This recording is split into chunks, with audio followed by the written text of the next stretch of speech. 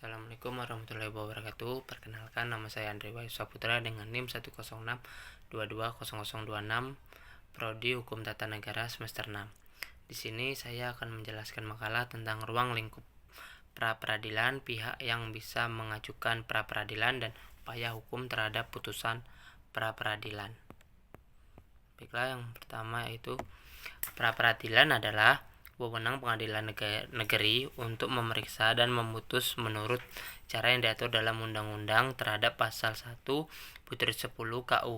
KUHAP yang berisikan itu sah atau tidaknya suatu penangkapan dan atau penahanan atas permintaan tersangka atau keluarganya atau pihak lain atas kuasa tersangka. Kemudian sah atau tidaknya penghentian penyelidikan atau penghentian penuntutan atas permintaan demi tegaknya hukum dan keadilan. Kemudian permintaan ganti kerugian atau rehabilitasi oleh tersangka atau keluarganya atau pihak lain atas kuasanya yang perkaranya tidak diajukan ke pengadilan. Oleh karenanya, apapun yang diputus oleh pra-peradilan adalah yang khas, spesifik, dan mempunyai karakter sendiri sesuai dalam pasal 77 KUHAP, yaitu sah atau tidaknya penangkapan, penahanan, penghentian penyidikan atau penghentian penuntutan, ganti kerugian dan atau rehabilitasi bagi seorang yang perkara pidananya diberikan pada tingkat penyidikan atau penentuan. Kemudian pra-peradilan sebagai salah satu mekanisme hukum penting di Indonesia memiliki ruang lingkup luas dan mencakup berbagai aspek dalam proses hukum. Ada beberapa ruang lingkup dalam pra-peradilan, yaitu yang pertama penangkapan dan penahanan. Pemeriksaan apakah penangkapan atau penahanan seseorang telah dilakukan sesuai dengan prosedur hukum yang berlaku seperti pasal 21 KUHAP yang mengatur tentang penangkapan dan penahanan. Kedua, penghentian penyidikan dan penuntutan. Uji sah tidaknya keputusan untuk menghentikan penyidikan atau penuntutan sebuah kasus.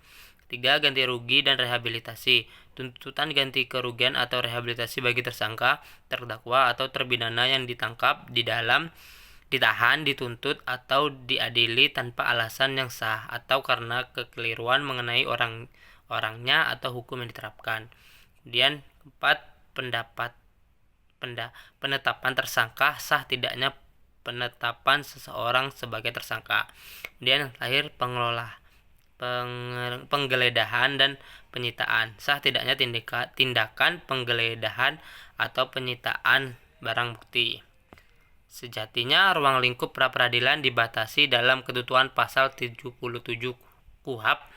Namun karena perkembangan hukum sebagai respon atas ketentuan-ketentuan sosial dan aspirasi masyarakat, terdapat perluasan ruang lingkup pra-peradilan melalui terbitnya putusan Mahkamah Konstitusi nomor 21/PUU X11/2015. Kemudian B. Pihak yang mengajukan pra-peradilan. Adapun beberapa pihak yang dapat mengajukan ke pra-peradilan diantaranya sebagai berikut, yaitu tersangka, yaitu apakah tindakan penahanan terhadap dirinya bertentangan dengan ketentuan pasal 21 KUHAP atau apakah penahanan yang dikenakan sudah melewati batas waktu yang ditentukan, itu pasal 24 KUHAP. Kemudian penyidik untuk memeriksa sah tidaknya penghentian penuntutan. Kemudian penuntutan umum atau pihak ketiga yang berkepentingan untuk memeriksa sah tidaknya penghentian penyidikan atau penghentian penuntutan. Yang dimaksud dengan pihak ketiga yang berkepentingan misalnya saksi korban. C. Mekanisme peradilan. Secara umum mekanisme pra-peradilan dapat dijelaskan sebagai berikut, yaitu permintaan pemeriksaan tentang sah atau tidaknya suatu penangkapan atau penahanan diajukan oleh tersangka, keluarga atau kuasanya kepada Ketua Pengadilan Negeri dengan menyebutkan alasannya.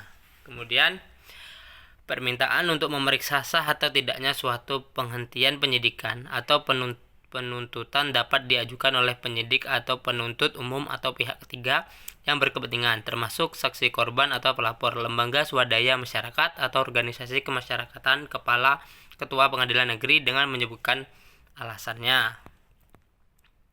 Kemudian D. Upaya hukum terhadap putusan pra-peradilan. 1.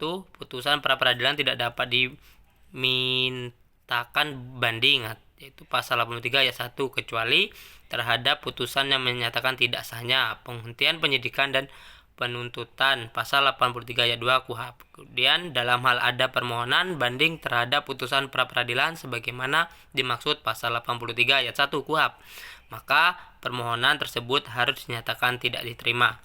Kemudian pengadilan tinggi memutus permintaan banding tentang tidak sahnya penghentian penyidikan dan penuntutan dalam tingkat akhir. Kemudian yang terakhir, terhadap putusan pra-peradilan tidak dapat diajukan upaya hukum kuasa. Baiklah, hanya itu yang dapat saya sampaikan. Kurang lebihnya saya mohon maaf. Saya akhiri. Wassalamualaikum warahmatullahi wabarakatuh.